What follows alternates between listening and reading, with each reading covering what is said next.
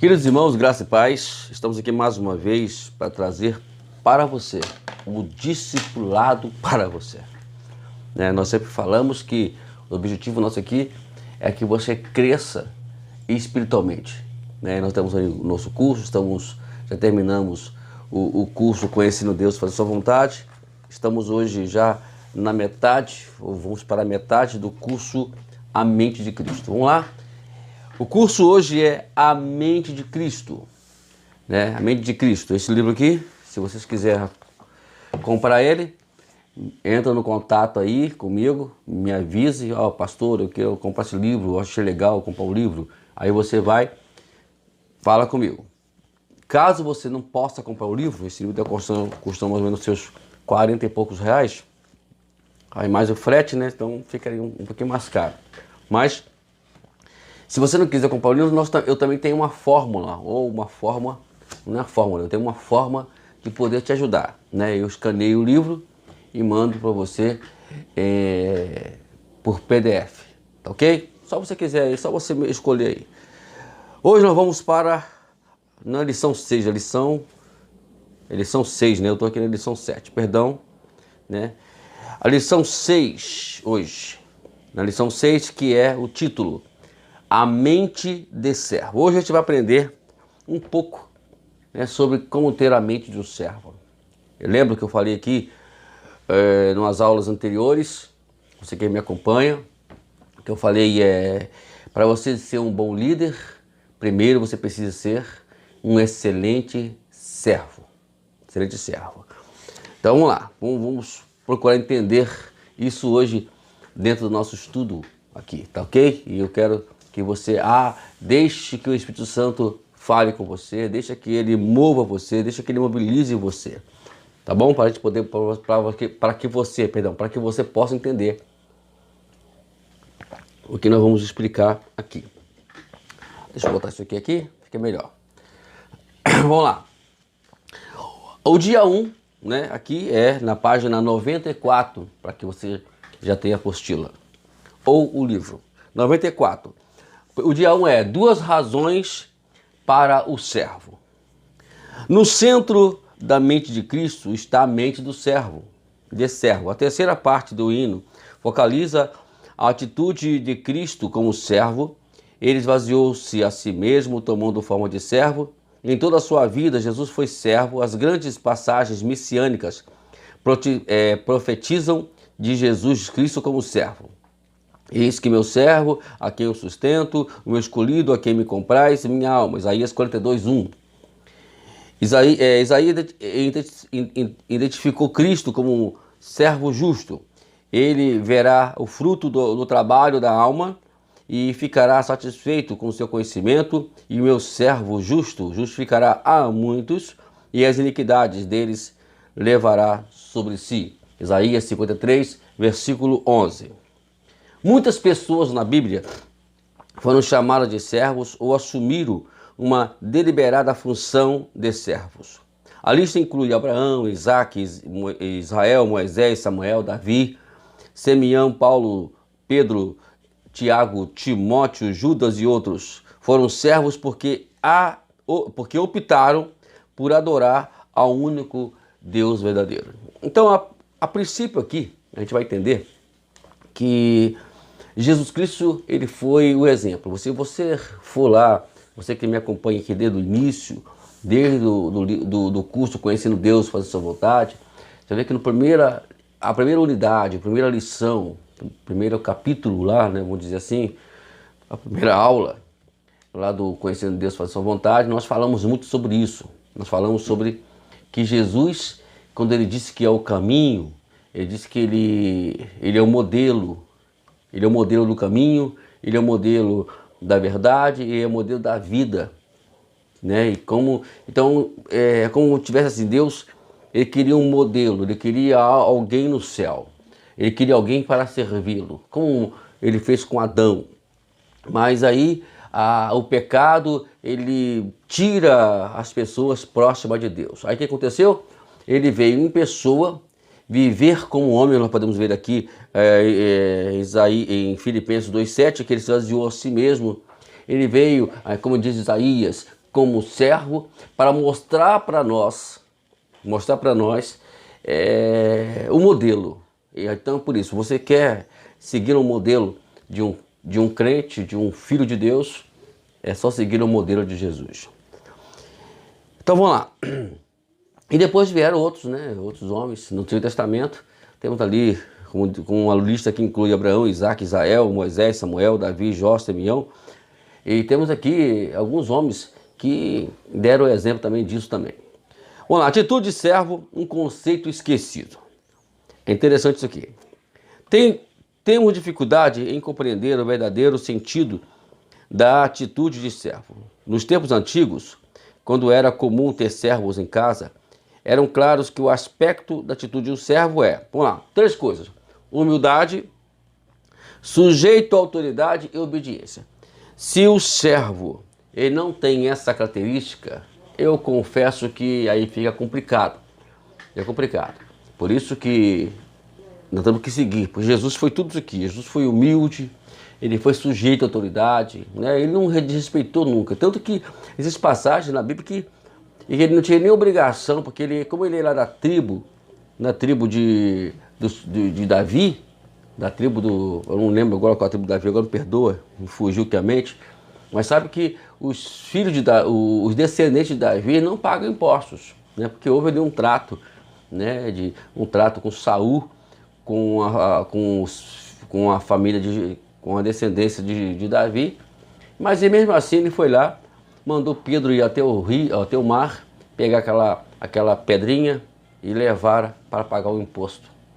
Então, por quê? Porque ele respeitava a autoridade. Você não vê nenhum lugar da Bíblia de Jesus de respeitando a autoridade. Então você, como servo de Deus, fica essa dica para você. Entendeu? Temos leis que precisam ser obedecidas e nós precisamos obedecê-las, ok? E obediência. Jesus foi obediente até a morte. E aí também isso. Vamos pular a página 95.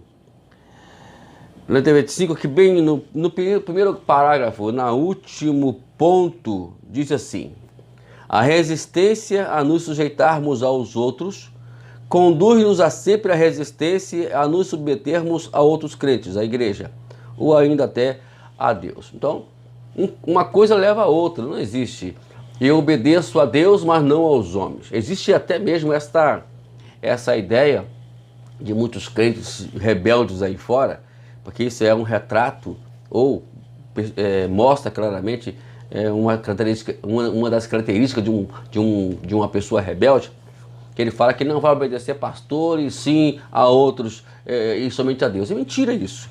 Mentira. Ele não obedece a ninguém. Porque o primeiro princípio para se obedecer a Deus é obedecer às autoridades, que a qual Deus constituiu nessa terra. Entendeu?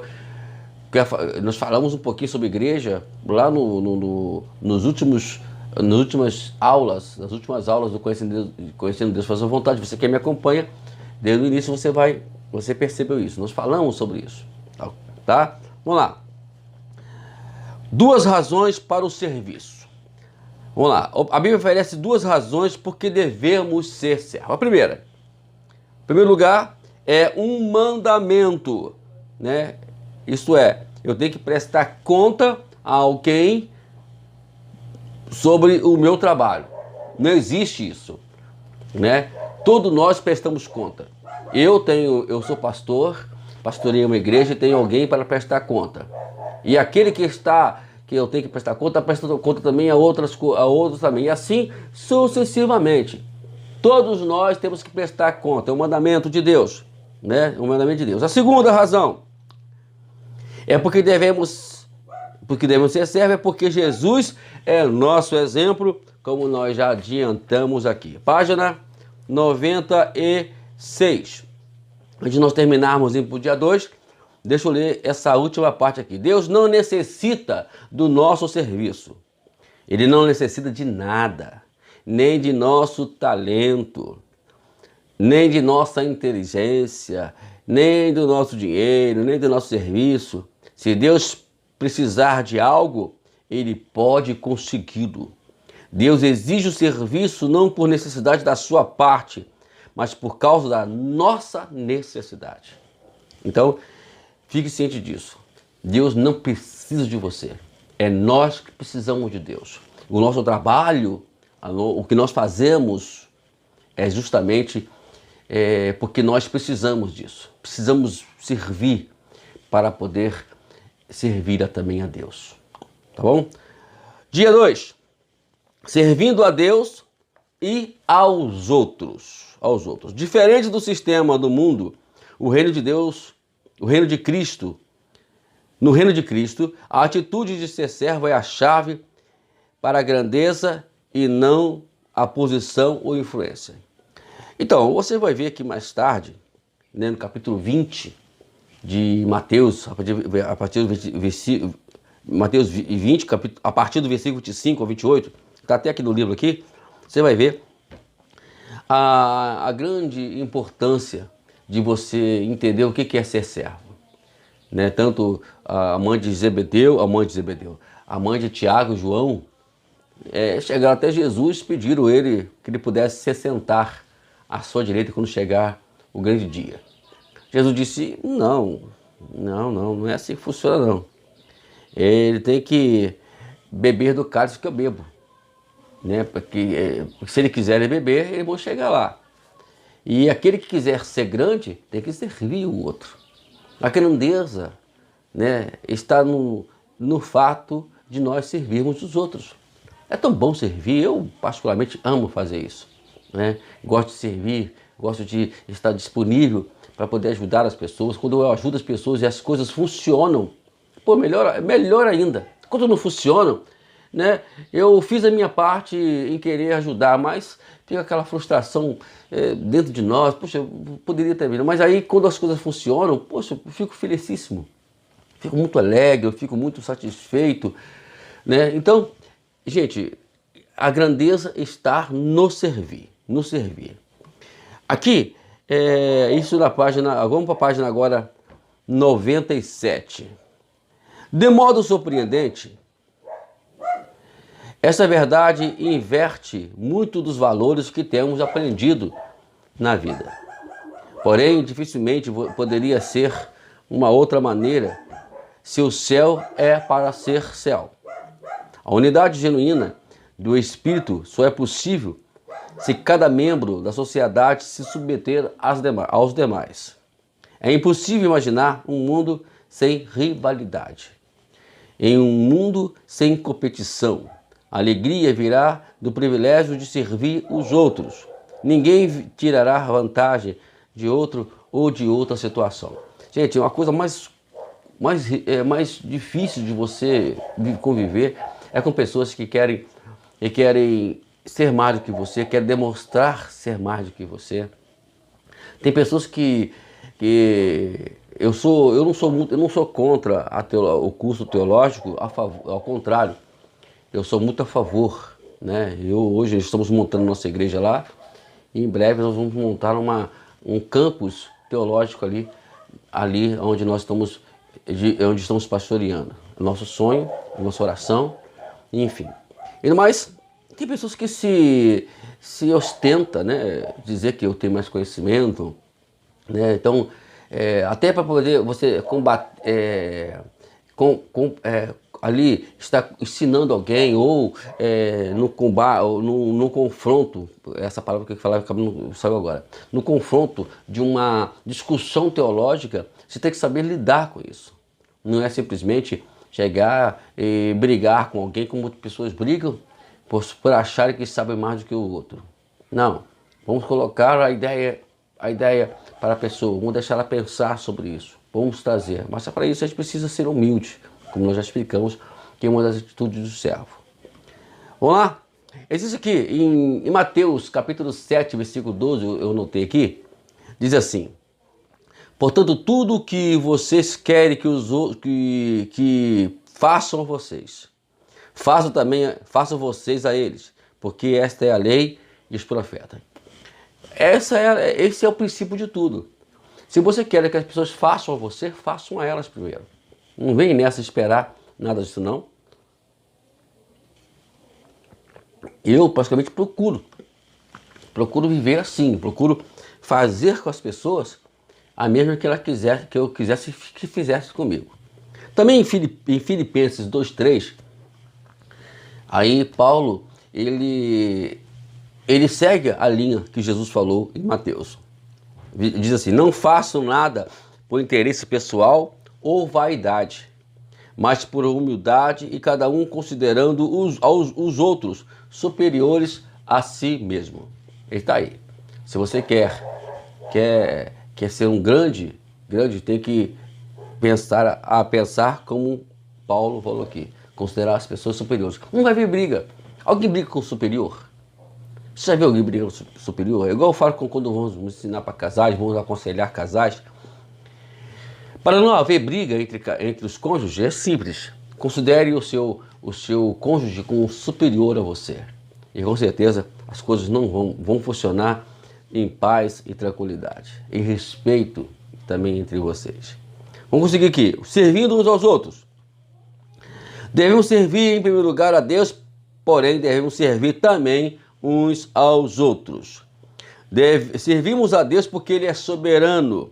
Ele tem o direito e a autoridade de exigir nosso serviço, né? Então, vamos pensar sobre isso. O amor serve aos outros e ao satisfazer suas necessidades. Vamos lá, dia 3 agora. Dia 3 aqui, a gente vai seguir aqui em partes, né? Eu queria que sejam 3 partes. A primeira parte aqui, característica da mente de servo. Nós temos aqui na página 98, falando sobre isso. Vamos lá, vamos ler aqui. No Novo Testamento, descreve como deve ser o servo. Desta passagem, podemos deduzir 14 características que descrevem a atitude de servo. Estas características também asseguram a obra de Deus em nossa vida. Permitem a Deus fazer a sua obra. Chegamos a ser servos em primeiro lugar porque o que somos e não pelo que fazemos. Então tá aí. Não é o que você faz que vai caracterizar você como servo. Existe também esse mal entendimento e mal entendido dentro, principalmente das igrejas. As pessoas acham que porque fazem, o pastor é obrigado a honrá-las com cargos, com liderança e assim por diante. Não é assim que funciona. Eu, como pastor, a primeira coisa que vai me chamar a atenção é como ela se comporta no meio do povo. A maioria dos líderes que eu ordenei eles, que eu elegi eles para trabalharem, foram pessoas que funcionaram antes de serem líder. Irmãos, para ter uma ideia, eu não sou pastor porque eu comprei um cargo com um seminário, comprei um cargo com a minha sabedoria, nem isso eu tenho, eu não sei nem pregar direito, não sei nem falar direito, né? Se alguém fosse me colocar num cargo por causa da minha dicção, da minha forma de expressar, acho que ninguém fazia isso, né? Mas eu estou hoje como pastor porque antes de eu ser pastor, eu já era pastor. Quantas pessoas hoje, quantas pessoas naquele tempo, sem eu ter o cargo pastor, eu ajudei? Quantas famílias foram abençoadas? Eu tenho alguns exemplos que poderia contar, mas não vou contar aqui, que o tempo não permite. Mas é verdade. Então, a liderança é o que você faz. O servo é a pessoa que já faz, não ou melhor, que já é, não aquele que faz, né? E não vamos confundir as coisas, tá bom? É claro que quem faz com precisão. Vamos lá, temos aqui 14. Eu vou dizer aqui rapidamente elas, mas a gente vai falar uma por uma, tá bom? Ó, humilde, obediente, disposto, leal, fiel, vigilante, corajoso, não contencioso, brando, apto para ensinar, paciente, manso, bom e prudente. A primeira dela é a humildade. Lembrando que todas essas características, ela está dentro do caráter das pessoas. A primeira coisa que o servo precisa ter é caráter. Isso faz parte do caráter, essa é a característica. Humilde, né?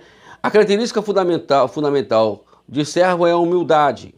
O servo deve ser humilde diante de Deus, a fim de obedecer a Deus, e deve ser humilde diante dos outros, a fim de ajudá-los no seu serviço. As pessoas humildes não procuram o reconhecimento do seu trabalho.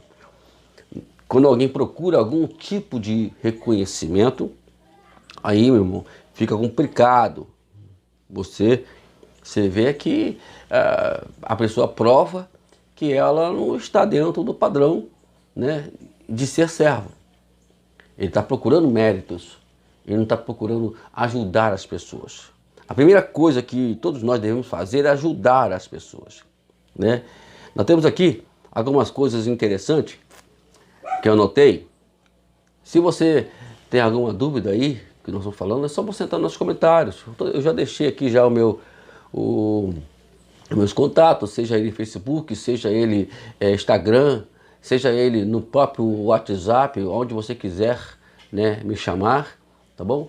No Facebook você pode me chamar no Message, você no Instagram, no Direct, no WhatsApp, vai lá, me chama, o que você preferir. Estamos aqui às suas ordens, tá bom? Vamos lá. A palavra que originou humildade foi a palavra grega homos, vocábulo da antiga Grécia, que também deu origem à palavra homem, humanidade.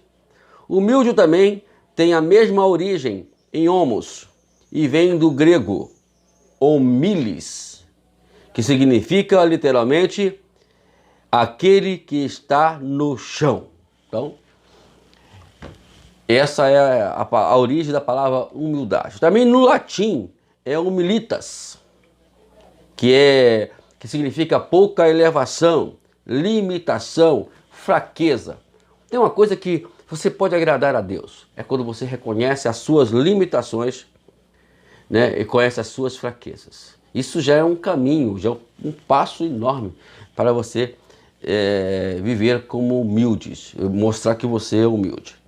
E é claro que Jesus deixou isso bem claro para a gente, provou isso para a gente, né? Ele mostrou a sua humildade, mostrou a sua simplicidade, né? E isso é muito importante. E ele, na primeira mensagem ali do Sermão da Montanha, ele disse lá no capítulo 5, versículo 3, bem-aventurados os pobres de espírito, porque deles é o reino de Deus. Então a primeira coisa que eu tenho que aprender para poder, ou melhor, vamos dizer assim, o primeiro passo que eu tenho que dar é a humildade. Vamos lá? Vamos pular aqui para número 2, obediente. Obediente. A segunda característica do servo é ser obediente. A obediência é uma atitude que não estabelece limites aos que possa ordenar o Senhor. A verdadeira obediência é imediata e não tardia. Às vezes devemos questionar vozes que parecemos ouvir e as ordens que recebemos. Porém, uma vez conhecida a vontade de Deus, o servo de Deus não coloca em dúvida a vontade do Senhor. Obedecemos a Deus porque Ele é Deus, sem medir as consequências. A obediência é a única virtude que compreende o sentido da autoridade de Deus. A obediência significa que você é realmente um servo. Eis que obedecer é melhor do que sacrificar e o entender do que as gorduras e carneiros. 1 Samuel 15, versículo 22. Obedecer é sempre o melhor que você pode fazer. Obediência. Jesus explicou isso para a gente. E muitas pessoas dizem que são adoradoras. Você é adorador, eu sou adorador. Não é. Mas adoração, na verdade, é obediência. O adorador, se não for obediente, ele não é adorador. Gente, não vamos aqui misturar as coisas, né? É a realidade. É fato isso. A Bíblia, ela esclarece isso de uma forma clara e objetiva. Não adianta a gente querer maquiar as coisas. Então não adianta. Obediência tem a ver com adoração. Então se você diz que é adorador e você não obedece a Deus, então está havendo aí um oposto aí, um paradoxo muito grande que infelizmente vai fazer com que você seja um hipócrita, né? Não adorador, propriamente dito. Toma muito cuidado com isso, tá? Que a gente fala, que a gente diz. A obediência, página 100. A obediência permite a Deus atuar de forma poderosa. E ela vai te mobilizar você. Cada vez mais que você obedece a Deus, Deus vai te usando, Deus vai engrandecendo, Deus vai crescendo em você. Né? Temos ali vários exemplos, é falado que o Gideão tinha 32 soldados, 32 mil soldados, perdão. No final das contas, ele obedeceu a Deus e ficou com 300. Com 300, ele derrotou o exército lá e conseguiu vencer aquele tal exército. Acho que é Midianitas, né? E venceram os Midianitas. E venceram eles de uma forma inusitada, uma loucura. Mas Deus, quando nós obedecemos a Ele, é como dissemos a Ele, é Ele que vai agir e não somos nós. Essa sempre deve ser o ponto de partida. Né? Jesus foi esse exemplo por nós. Ele obedeceu, tanto no final da vida dele, ele pediu ao Pai para que afastasse dele aquele cálice, mas ele foi até o final. Não seja a sua vontade, não seja a minha vontade, mas seja a sua vontade. Vamos lá? Número 3 agora. A terceira característica de servo é estar disposto a servir. Nosso serviço deve ser entusiasta. Geralmente o nosso comportamento depende de nossos entendimentos e não de nossa vontade. Porém, frequentemente os sentimentos são confusos, somente a vontade pode sustentar sentimentos. A obediência constante não pode ser resultado do sentimento, mas sim da vontade. Ainda que sentimentos estejam fora do controle, você pode entregar a vontade de Deus. E você deve fazer a vontade de Deus com sinceridade do coração. A vontade pode existir 3 modos. Não, isso aqui depois eu falo sobre isso aqui. Deixa eu falar aqui sobre esse primeiro parágrafo aqui do disposto. Quando você não tem a disposição, de obedecer a Deus, as coisas não vão funcionar. Porque um servo que não tem disposição, ele não vai levar, ele não vai em lugar nenhum. E tomar muito cuidado, como nós falamos aqui, como nós lemos aqui, no negócio chamado sentimentos. Aí não senti que eu devo fazer isso. Negócio de sentir não é de Deus. Deus, em nenhum lugar da Bíblia está falando de sentimento. Dá uma lidinha com calma, mas isso tem que ter muita calma. Em 2 Coríntios, onde é a carta que Paulo fala da sua pessoa, lá do pessoal. Paulo fala ali fala que ele estava contra os seus sentimentos. O problema todo, irmãos, a gente ia muito em favor daquilo que nós sentimos. Né? Às vezes, como nós podemos que às vezes os sentimentos não estão fora do controle daquilo que eu quero fazer. Mas por obediência, eu vou fazer. E assim, final das contas. Vamos ver aqui. Nós temos aqui 3 tipos de modo de vontade. A vontade fraca, a vontade forte, que é a obstinação, e a vontade centrada. Vamos ler isso aqui, que eu quero que você entenda também isso aqui. Para ter vontade centrada em Deus, uma pessoa deve identificar sua vontade com a vontade de Deus. As pessoas de vontade fraca facilmente submetem a sua vontade aos outros. Raramente as pessoas de vontade forte submetem a alguém. Tanto pessoas de vontade fraca como de vontade forte vivem independentes de Deus. Se sua vontade insiste na independência, toda a sua personalidade é independente. Somente a vontade pode identificar-se com Jesus Cristo. Essa identificação é o que significa ter a atitude de Cristo. E você deve fazer de coração a vontade de Deus. A vontade de Cristo passará a ser a sua vontade. Então, por isso que esse curso se chama Amém de Cristo. Então vamos lá, vamos entender isso aqui. A vontade centrada em Deus, que nós podemos ver aqui, é aquela que você vai identificar a sua vontade com a vontade de Deus. Bom, minha vontade é isso aqui, mas será que essa minha vontade, ela está de acordo com a vontade de Deus? Não, então não vou fazer.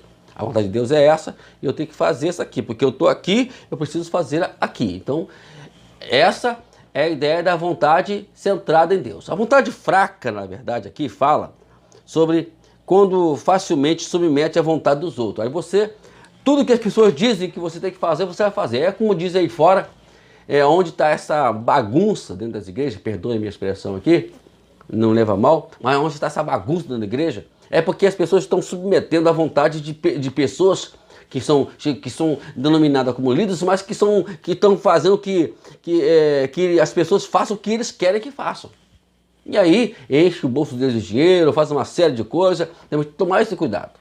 Já falei que a igreja mais próxima, a igreja verdadeira, é aquela igreja que está próxima dos princípios, ou que ensina os princípios elementares da palavra de Deus. Não está ensinando, está fora. Então você tem que ler Bíblia, para você não se deixar se influenciar, porque você está fraco. Quantas pessoas estão fracas? Por quê? Porque se submetem à vontade das outras pessoas. Porque elas acham que olha, você não pode isso, aí faz isso. Você não pode usar isso, a pessoa não usa. Mas será que o que o líder falou que não pode usar, será que está de acordo com os princípios bíblicos? Tem que analisar isso. Agora, a vontade forte já é o contrário, né? A vontade forte, ela submetem, sabe? Elas submetem a alguém, né? Então é isso, irmãos. Vamos começar. E todas elas, submeter alguém é como a pessoa começa a submeter a qualquer pessoa. Não é. A gente tem que submeter somente aquelas pessoas a qual serve ao Senhor. E tanto uma como a outra, elas vão entrar dentro da independência de Deus. Eu vou depender dos outros, mas não vou depender de Deus. Então, tomar esse cuidado aí, para a gente, na verdade, não entrar em choque com Deus. Porque se eu estou submetendo alguém ou submetendo a vontade das outras pessoas, é sinal que eu não estou submetendo a Deus. Jesus disse, eu não posso adorar dois senhores, né? Então, existe isso. Dia 4, característica da mente de Cristo, parte 2. Aqui, a quarta característica é leal. A característica seguinte é leal. Lealdade quer dizer, você tem um coração não dividido. Então, hoje é uma das situações seguintes, você não pode dividir o seu coração com ninguém. Ou você é leal a Deus, ou você não é leal a Deus. Repito, a lealdade a Deus está dentro dos seus princípios elementares da sua palavra. Não está aqui dentro, então você está traindo Deus, né? Existe também, além do adultério físico, que é onde o cônjuge tem extra com outra pessoa, também existe também o adultério espiritual, que também tem a mesma, vai para o mesmo lugar, ou tem a mesma linha diante de Deus, né? Então, você está traindo Deus às vezes com uma vaidade, com algumas atitudes, com outra seita, com outro pensamento que não tem nada a ver bíblico, que Deus ensinou, isso vai levá-lo à traição, tá bom? A lealdade permite que Deus se promova você no reino. Lealdade é isso. Você vê que às vezes, o que faz os empresários, os empregados, os empregadores promover as pessoas na empresa? A lealdade. Eles são leais ao trabalho, então vale a pena uma promoção para eles. E assim também no reino. Como você quer ser pastor, se você não é leal aos princípios bíblicos? Como você quer ser? Às vezes as pessoas se autopromovem pastores porque querem ser pastores, né? Então, mas não é porque foram leais. E demonstram isso dentro das igrejas, essa bagunça que eu falei aqui nacionalmente, que a qual se constrói aí fora aí. Não é uma bagunça danada. Não, fora dos princípios bíblicos, não tem nada a ver. A igreja parece mais um centro de macumba do que propriamente uma igreja. Desculpem meu desabafo. Mas essa é a realidade que está acontecendo ali fora e nós precisamos ter a mente de Cristo para poder chegar aonde Deus quer que nós chegamos. Agora, a lealdade nos promove com segurança no reino. Número 5, fiel. A quinta característica é fiel. Por meio de Moisés, Deus ordenou o seu povo que fosse fiel. Né? Diz aqui, Deuteronômio 10, 20. Ao Senhor teu Deus temerás, a Ele servirás, a Ele te apegarás, pelo teu nome jurarás. Aí lá, a fidelidade reflete a lealdade a um Deus que diz: nunca violarei o meu pacto convosco. A fidelidade é refletida em declaração como: importa antes obedecer a Deus que os homens. É esse versículo que as pessoas, infelizmente, pegam aí e entram num engano. Não. Se você for ver o contexto, Pedro disse isso, mas por que ele disse isso? Então vamos analisar. Eu não vou falar por que não. Eu quero que você abra lá e analise, faz a sua própria hermenêutica, faz a sua própria exegese. Vamos parar com esse negócio de querer pegar textos. Nunca se esqueça que um texto mal aplicado levará a pretexto de heresias. Irmãos, cuidado que você não pegar um texto e não comparar ele com o contexto. Às vezes o texto, se você não ler o contexto, você não vai entender o raciocínio de quem falou aquilo ali. Tomar muito cuidado com isso, muito cuidado. Eu fico muito aborrecido com isso mesmo. Vamos lá, vamos para o número 6 agora. Vigilante. A palavra vigilante, na verdade, ela nos traz algumas ideias muito importantes. Muito importante. Por quê? Porque eu fiz o curso de vigilante, de formação de vigilante, em 2011. E quando eu fiz esse curso, eu entendi ali uma coisa interessante que falava sobre o que é vigilante. Quando ele falou isso, eu entendi por quê, e temos contexto para isso, inclusive. Vamos lá. O que é vigilante? Vigilante é aquele que administra problemas. É aquele que prevê o perigo. Então, vigilância tem a ver com prevenção. Então, se nós somos a mente de Cristo, a gente tem que ter esta mentalidade de administrar os nossos problemas. Aconteceu o problema? Ou melhor, a primeira parte do vigilante, a primeira ideia de ser vigilante é prevenção, não permitir que os problemas venham. Mas se caso veio o problema, agora temos que aprender também a administrar os problemas. Esse é o papel do vigilante. E também nosso. Quer ter uma ideia? 1 Pedro, capítulo 5, você vai ver aqui o que Pedro ele fala aqui justamente sobre isso. Sobre isso, eu queria que você entendesse isso. Escute mesmo, capítulo 5, versículo 8. Onde está esse? Opa, eu estou em 1 Pedro, que é isso? 5:8. Eu estou de Tiago agora. Eu estou ficando doidinho hoje, irmão. É o óculos. Esse óculos está um caso sério. Eu vou trocar ele já, irmão. Então Jesus, vou trocar ele. Olha o que Pedro fala. Sejam sóbrios e vigilantes. Então ele está dizendo aqui, o que é sobriedade? É a pessoa estar segura, consciente e que nada vai... E está atenta. Está atenta. Vigilante, quer dizer, eu estou sóbrio, vigilante e também vigilante para quê? Estou aqui para saber aonde está, o que está acontecendo ao meu redor e procurar de todas as formas não permitir que nenhum mal sobrevenha a mim e aos outros. Por quê? Aí Pedro explica. O inimigo de vocês, o diabo, anda em derredor como um leão que ruge procurando alguém para devorar. Então, por quê? Porque o diabo é uma realidade, o diabo é real e você precisa entender isso. Ele vai querer, de todas as maneiras, invadir justamente a sua mente, como nós estamos sempre ensinando aqui, para poder não permitir que você se foque no Senhor. Vamos lá? Isso aqui eu posso pular aqui que já falamos tudo que deveriam falar. Número 7, corajoso. A característica seguinte é corajoso. A canção de Zacarias proclamava que um Deus, um poderoso Salvador, o Messias, que nos libertaria para que servíssemos sem temor, em santidade e justiça perante todos os que todos os dias da nossa vida. Nós temos aqui Davi, Daniel, Paulo, que é homens que foram corajosos. Mas o que leva a coragem? O que é coragem? Coragem não é ter medo, pastor. Não, mentira. Todo corajoso tem medo. Ah, por favor. Davi, 1,60 m, uns quebrados. O cara com quase 3 metros de altura. Golias dava mais do dobro de Davi.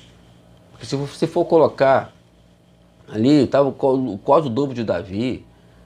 E por outro lado, ele era o mais forte, ele era experiente em guerra, sabia lidar muito bem aquelas parafernálias de guerras, sabia muito usar tudo aquilo. Davi não sabia nada, Davi era apenas simplesmente um pastor de ovelhas, só sabia lidar com cajado e só isso.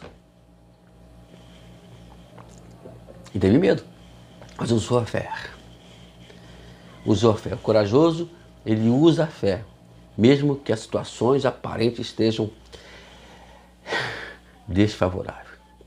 Daniel, ele foi lá e enfrentou os leões. Mas não teve medo. Ele não temeu. Ele não temeu é uma coisa, ter medo é outra. Ele não temeu porque ele confiava em Deus. É claro que o seu coração bateu forte. E outras coisas mais que não podemos ver, né? Eu queria só que você pensasse um pouquinho sobre isso. Ousadia. Olha o que diz aqui.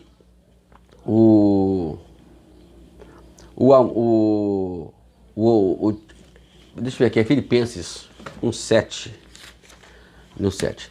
Na verdade, o medo, o amor faz com que não há medo, né? Mas não é que a pessoa não tenha medo, é que ele ama. O amor leva a confiança, o amor leva a certeza que Deus está com ele. Isso faz com que o medo ele desapareça, né, que você usa a fé para poder cobrir o medo. Ele existe, mas ele é coberto pela fé. Aí, 1 Timóteo, eu estou em Filipenses, eu pensei nisso hoje, irmãos. Deixa eu ver se é 1 ou 2 Timóteo, que às vezes nós só erramos.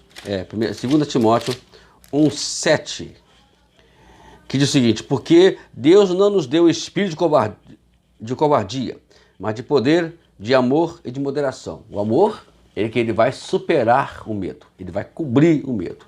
Aí, em 1 João 4,18 também, diz assim, o amor não há medo, porque o medo sobrepõe o castigo. Aquele que tem medo não está aperfeiçoado o amor. Mas só que eu falei aqui, o medo ele foi coberto pelo amor. Que se tem medo é porque não há amor de Deus, porque não tem fé, não tem a confiança no Senhor.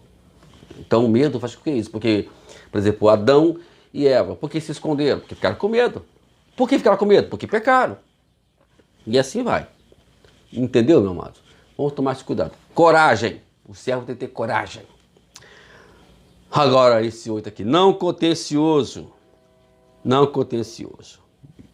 Em 2 Timóteo 2,24, diz assim: o servo do Senhor não deve andar metido em brigas, mas deve ser brando para com todos e apto para ensinar e paciente.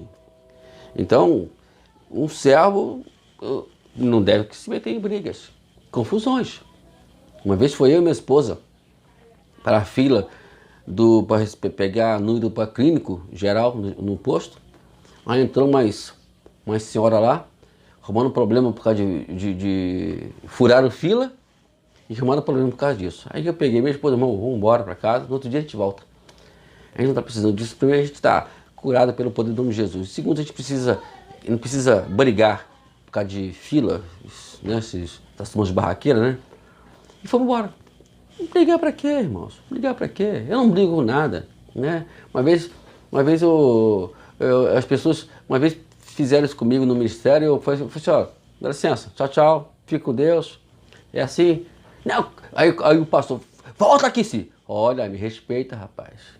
Volta aqui nada. Tô dando tchau porque eu não quero brigar. É melhor sair do que vocês ouvirem as verdades aqui. Aí eu fui embora. Tranquilo, sem problema nenhum. Vamos lá, número 9, brando, que tem a ver com não contencioso, né? A característica seguinte, brando, sugere sociabilidade, cordialidade e doçura, e tem um efeito apaziguador. Para ser pacífico, temos que ser brando. Então está aqui dos princípios de Jesus, ensinando no Sermão da Montanha, Mateus 5,9, bem-aventurados os pacificadores, porque serão chamados filhos de Deus. Como é que você vai caracterizar alguém ou julgar alguém que é filho ou não de Deus? Simplesmente, ele é pacificador. Tem uma turma de crente aí, amado, que gosta de colocar veneno, mas nas relações. Toma cuidado com isso. Vamos tomar cuidado com isso. Crentes de Jesus. Não coloque nada. Nosso trabalho é apaziguar e não envenenar mais ainda a situação ou botar fogo mais naquela situação. Amados. Às vezes a esposa vai falar do esposo, aí coloca a mulher, larga esse homem, dá pra papá. Ou o esposo vai falar da mulher, fala, é porque ela tinha. Não. Vamos nós procurar pacificar essa situação, consertar isso e não trazer mais confusão. Lembra que o que Salomão falou no capítulo 6 de Provérbio. Toda pessoa que cria contenda, ele é abominável diante de Deus. Número 10. Número 10, página 106. Apto para ensinar. A característica seguinte do servo, em que Paulo apresenta em Timóteo 2,24, que já lemos, né? É que apto para ensinar. Como é que eu vou ensinar algo se eu não sou pacificador? Aqui, o pacificador que nós lemos aqui, ele é social, ele é cordial, ele é doce. E a pessoa vai ensinar, sabe como? Eu não entendo como as pessoas querem ensinar. Apto para ensinar não é você ser um teólogo ou uma pessoa extremamente conhecedora dos princípios elementares da teologia. Não, é bom, faça isso se você puder. Mas isso não faz de você não ser uma pessoa para ensinar. Você pode ensinar de todas as maneiras. Eu conheço pessoas que não sabem nem ler, mas que elas têm uma forma de passar os princípios, ensinamento para as pessoas de uma forma tão doce, social e cordial que faz com que as pessoas aprendam. Por exemplo, eu tenho minha esposa. Ela não tem o conhecimento que eu tenho, ela não tem a base teológica que eu tenho. Não sei que não tem muita coisa também não. Mas ela é melhor para ensinar e para apaziguar do que eu. Olha que coisa interessante. Então não precisa você ser um expert em Bíblia para ensinar. Apto para ensinar, ela vai englobar todos os meios possíveis. Mas você precisa se enquadrar isso. Primeiramente, é como diz lá, não ser brigão. Como fala? Não vamos, como lá em Timóteo, Paulo ensina para Timóteo, não andar em brigas. Não anda metido em brigas. Antes, mas deve ser brando para com todos e apto para ensinar. Vamos lá, número 11, página 107.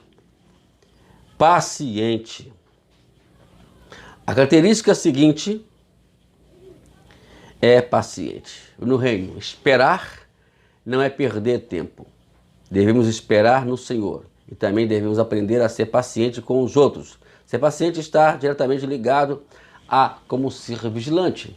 Isto é, o vigilante tem que ter paciência e saber lidar, talvez, com uma adversidade ou com um confronto, ou seja o que for que vai acontecer naquele momento, naquele ambiente.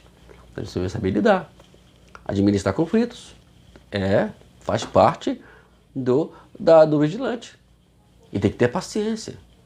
Tem que saber lidar com a situação. Saber ouvir. O paciente é aquele que sabe ouvir. Porque quando você ouve lados, você vai entender o que está acontecendo. Então, fique ligado nisso aí, tá bom? Número 12. Mansidão. E detalhe, vamos lá. A última característica de ser servo, em Timóteo capítulo 2, versículo 23 e 25, é mansidão. Apenas 2 personagens da Bíblia são chamados de mansos. Em Números 2:13, Moisés, e Mateus 11:29, Jesus. Eles são chamados de mansos. A mansidão, os únicos homens descritos na Bíblia são os 2 personagens vigorosos da Bíblia, considerando que Moisés, em sua repetida confrontação ao faraó, ou Jesus censurando os fariseus. Não há fraqueza nenhuma desses 2 grandes exemplos. Podemos ser humildes, porém fortes. Somente a força se submete à maneira voluntária. Submissão voluntária e involuntária não nada tem a ver com a mansidão. Mas mansidão não é frouxidão. Mansidão é saber lidar com as adversidades. E Moisés, como Jesus, soube muito bem fazer isso. No caso de Moisés com o faraó, Jesus com os fariseus. Em Mateus 5:5, Jesus disse: bem-aventurados os mansos, porque herdarão a terra. Se não for manso, não vai herdar a terra. Ele vai morrer cedo. É como muitos acontece. Dizem um ditado aí que fala que os valentes estão todos no cemitério. Acontece. No trânsito. Irmãos, eu vou ser sincero, eu sou motorista, eu dirijo. Dá vontade de pegar e passar por cima. Perdoe a minha... Mas a gente tem que nos controlar. Quantas pessoas estão morrendo em trânsito, morrendo em brigas de vizinhos, porque não consegue se dominar propriamente. Os mansos conseguem. Vamos lá. Página 108. Bom. A parábola... Eita, quase saiu, hein? A parábola dos talentos nos dá outra característica. Bom-estar, servo bom e bem-estar, servo bom e fiel. A palavra bom, na verdade, aqui, ela tem muito a ver com funcionar. Por que ele foi bom, esse servo? Porque ele obedeceu. Porque ele soube administrar o que Deus colocou nas suas mãos. E para ser servo, você tem que saber administrar bem. Por exemplo, José. José, ele tinha N de motivos para poder ser uma pessoa revoltada, mas ele foi bom. Ele funcionou aonde colocaram ele. Na casa de Potifar, foi um grande administrador. Depois, na prisão, também foi um grande e ajudou muito o carcereiro. Foi aquele que fica com as chaves das celas. Olha que coisa. Tem que ser bom. Você quer ser bom?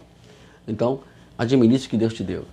Ah, mas é pouquinho, isso não vai fazer diferença, como aquele né, que tinha só um talento. Mas ele foi chamado de mau. Não queira isso, não queira que Jesus te chame de mau. Mas seja bom, tá bom? A funcionalidade, o bom, permite o Senhor produzir fruto em você. Quer frutificar? O bom servo dá fruto. Se você quer frutificar, seja bom. Administre, aumente, trabalhe em cima dos talentos que Deus te deu. Né? E com certeza, se você quiser entender isso de forma pessoal, comigo, né? Com certeza, eu sempre falei com as pessoas que sempre ficam debaixo da minha liderança, eu falei, olha, se você me permitir, você será o melhor pregador do mundo. Tem pessoas que pregam melhor do que eu hoje e eram antes apenas ovelhas. Pessoas que começaram do nada, não sabiam falar direito, não sabiam se expressar, nem eram conhecidos entre as igrejas. Hoje são pessoas convidadas para pregar em lugar longe. Alguns já são pastores, alguns já pastoreiam. É porque permitiram, né, eu trabalhar com seus talentos. E eu sou bom nisso. Deus me chamou para isso. Não é que eu sou bom nisso, que Deus me chamou para poder fazer isso. É só, entra em contato comigo. Última característica, prudente. A última característica de servo aparece na parábola do modão fiel, em Lucas 16, verso 1 a 13. Sagacidade. O servo deve ser sagaz. Parece uma estranha qualidade e se requer de nós, especialmente quando se considera que o administrador da história não era uma pessoa confiável. Jesus não está elogiando uma conduta tortuosa. Ele enviou os 70 como cordeiros no meio de lobos. No entanto, fez a seguinte advertência: os filhos deste mundo são mais sagazes do que a sua geração, do que os filhos do homem. Na mente de Cristo não há conflito. Podemos ser como criança e ao mesmo tempo engenhosos. Entra naquela coisa, não ser inocente demais. Não ser inocente. Não é, vou tirar a palavra demais, não ser inocente. Você tem que ter consciência, né? Ser prudente é você não permitir que as pessoas te enganem, né? Eu particularmente, eu sou bem ligado nisso. Quando eu percebo que as pessoas, eu sou uma pessoa que me dou muito para o Evangelho, né? Eu faço tudo possível para que venha a ajudar as pessoas, aos meus pastores, como quando eu pastoreava, ao meu pastor hoje, né, que hoje eu estou no ministério dele, e assim por diante, tudo que é preciso, eu faço.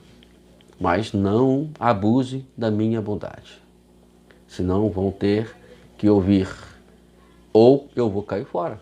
Quando não quero falar, eu caio fora. Eu tenho o último que eu passei, tem um ministério que eu passei aí, o pastor começou a ter essa má intenções. Achou que era um bobo, né, um inocente.